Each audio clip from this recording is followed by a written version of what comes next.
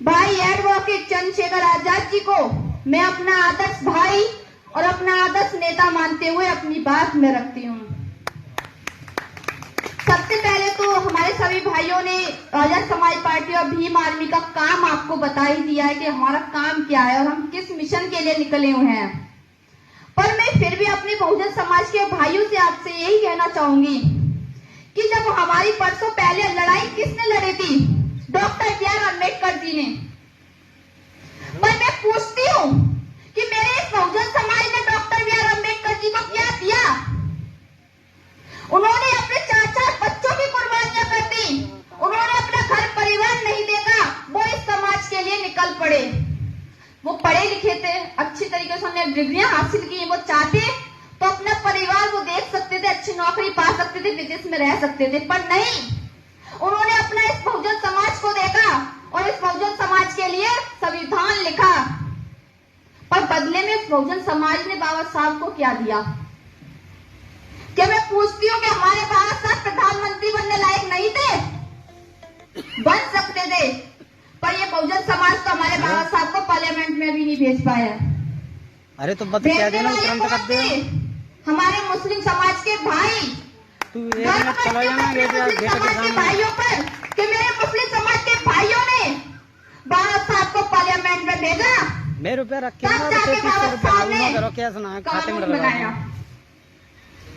पर उनकी जब अधूरी लड़ाई रह गई, फिर हमारे मान्य साहब काशीराम जी आए थे।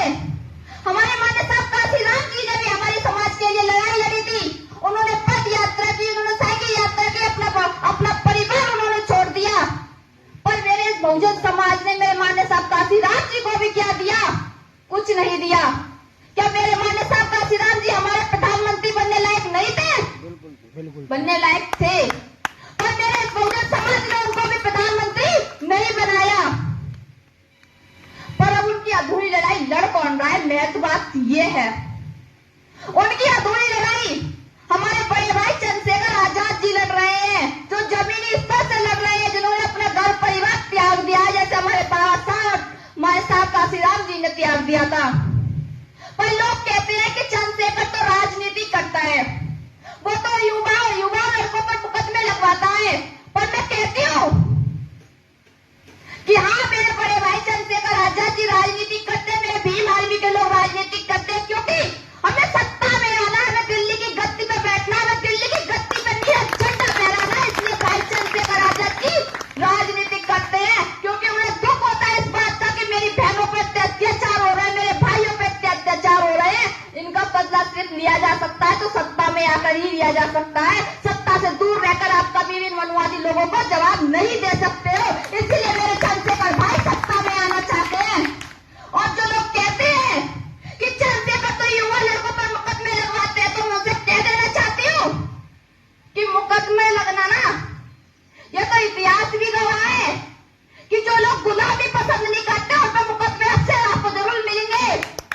अरे इस बात को तो इतिहास भी गवाह है। हमारे भगत सिंह जी, हमारे भाई चंद्रशेखर जी, हमारे भाई सुखदेव जी, इन लोगों ने अंग्रेजों की गुलामी स्वीकार नहीं की थी, इसलिए उनको मुकदमे भी हुए, देश के लिए शहीद भी हुए। वही भीम आर्मी कर रही है और भाई चंद्रशेखर जी कर रहे हैं। वो इन मनुवादी लोगों की और इन मनुवादी सरकार की कभी भी गुलामी स्वीकार नहीं करेंगे। चाहे इस बहुजन समाज के लिए उन पे मुकदमे लग जाए, चाहे उनकी जान चली जाए, पर जब भी कभी इस बहुजन समाज पे कोई आंच भी आएगी, चंद्रशेखर भाई और भीम आर्मी के लोग आपको सबसे आगे नजर आएंगे। अजमा के देख लेना आप लोग। बहुत बढ़िया। पर मैं तो बात ये है, क्या हम लोगों को चंद्रशेखर भाई का साथ नहीं देना चाहिए? जब वो व्यक्ति अपनी जान हथेली पर लेकर इस समाज के लिए निकल चुका है, क्या हम उस व्यक्ति का साथ नहीं दे सकते हैं?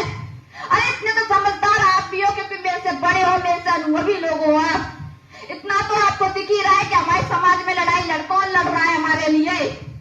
जमीनी स्तर से लड़ाई कौन लड़ रहा है?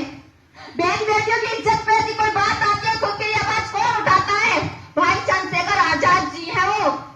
उन पर गोलियां भी चल रही है, उन पर मारने के लिए प्लान भी बनाए जा रहे हैं। अभी भाई विनय रतन भाई जो भीम आर्मी के राष्ट्रीय अध्यक्ष जी हैं, उन पे भी जानलेवा हमले की कोशिश की जा रही है कई दिनों से।